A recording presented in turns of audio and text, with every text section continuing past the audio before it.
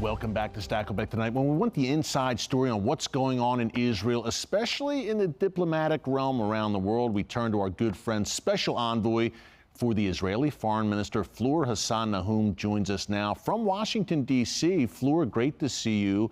And hey, you're in D.C., the diplomatic capital of the United States. What's your take as a possible war looms with the Iranian regime and its proxies about world support for Israel? Are you satisfied as an Israeli with how the world has responded to this gathering Iranian threat? Well, thanks, Eric. Always wonderful to be on with you.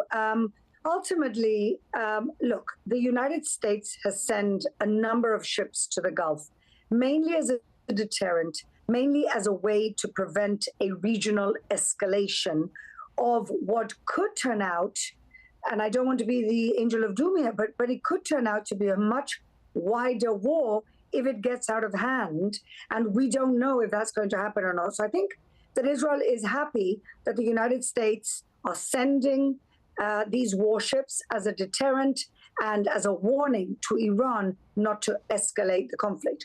We also know that behind closed doors, there's a coalition of countries like what we had in April when Iran attacked with 330 odd missiles into Israel, a coalition that was led by the United States with the UK in it, Saudi Arabia, Jordan, and the UAE got together in order to prevent what we saw as a horrible attack in April. And I'm beginning to hear that there's a similar coalition gathering in order to make sure, again, it's in everybody's interest that this doesn't spread into a regional conflict and even into a global conflict. Fleur, can you talk more about how the Iranian regime is not just a threat to Israel? Look, the Iranian regime refers to the United States, for instance, as the Great Satan. Can you talk more about how Iran is a global threat? It's not just contained to Israel and the region. This threatens the entire world.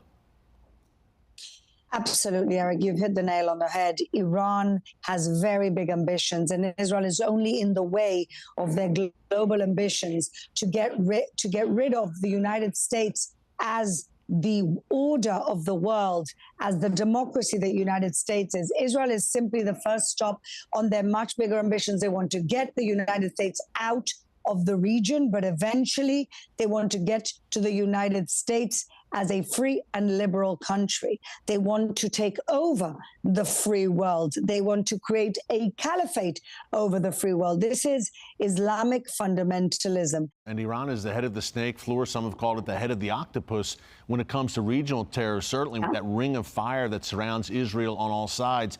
Speaking of which, obviously things are intensifying with Hezbollah. Do you see any chance of a diplomatic solution there? I know Western diplomats are talking about the need for that.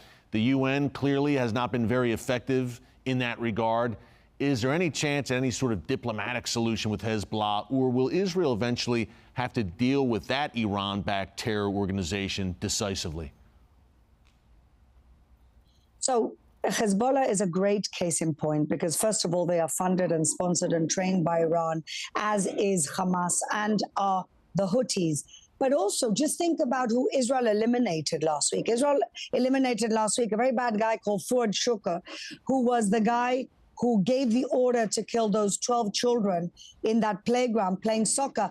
But he's also somebody who was actually responsible for killing of hundreds of Americans. I think it was 142 Americans in 1983.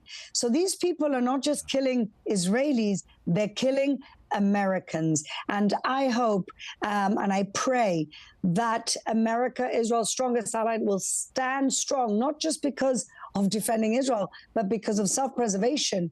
Hezbollah, a couple of years ago, an ammunitions factory storage blew up in the port, in one of their ports in Beirut, killing many, many people and almost tanking their economy. This is things that these groups are doing to their own citizens, to their own people, never mind what they would do to us if given a chance. Fleur Hassan-Nahoum, we can't thank you enough. Special Envoy for Israel's Foreign Ministry. Always great to see you. We're praying for you. Stay safe, Fleur. And after the break, folks, some final thoughts on the state of play